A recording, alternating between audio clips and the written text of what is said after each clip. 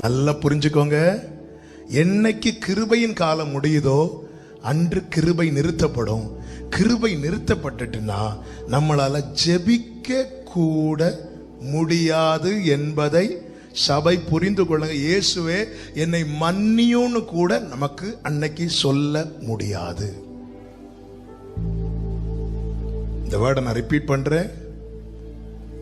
கிருபையின் காலம் என்னைக்கு ஸ்டாப் ஆகுதோ, இன்னைக்கு நம்ம இயேசுவே என்னை மன்னியும், எனக்கு இறங்குன்னு சொல்றோம்ல, அது கூட நமக்கு சொல்ல முடியாது. இன்னும் சொல்லணும்னா, கிருபை என்று நிறுத்தப்படுதோ அன்று கிடைக்கப்படுகிற தருணங்களில் நம்ம வாயிலிருந்து வரக்கூடிய வார்த்தை எதுவா இருக்கும்னா, மலையை பார்த்து என் மேல விடு, என் மேல விடு, இதை தவிர வேற வார்த்தையே வராது.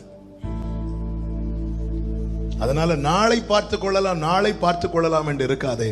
தேவன் வைத்த ஸ்தானத்தில் தேடுவார். பூமியை நியாயம் தீர்க்க மோசே இறங்கி வருகிறான் கையில பட்டயத்தோடு. எது பட்டயம்? கர்த்தருடைய வார்த்தை.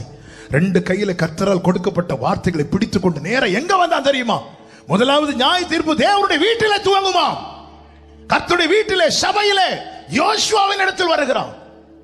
யோசுவாவின் இடத்தில் வந்து யோசுவா ஓகே என்னதும் யோசுவாவை அழைத்து கொண்டு நேர கீழே போறான். அங்க பார்த்தா கர்த்தருடைய ஸ்தானத்துல வேறொன்று இருக்கிறது. ஜனங்கள் புசித்து குடித்து விளையாடி மோசே வர டிலேயாகும், மோசே வர டிலேயாகும், நாம என்ஜாய் பண்ணுவோம், நாம கொண்டாடுவோம். நாங்க அவ்வளவுதான். பூமி பிளந்தது. இமைப்பொழுதிலே தாமதிக்கிறார் என்று எண்ணுகிறபடி அவர் தாமதிக்கிறதில்லை. மனசாட்சியின் காலம் 2000 வருடம் முடிந்து விட்டது. நியாயப்பிரமாண காலம் 2000 வருடம் முடிந்து விட்டது. கிருபையின் காலம் எல்லாத்துக்கும் 2000 வருஷம், கிருபையின் காலத்துக்கு 2000 வருஷமாய் தான் இருந்திருக்க வேண்டும்.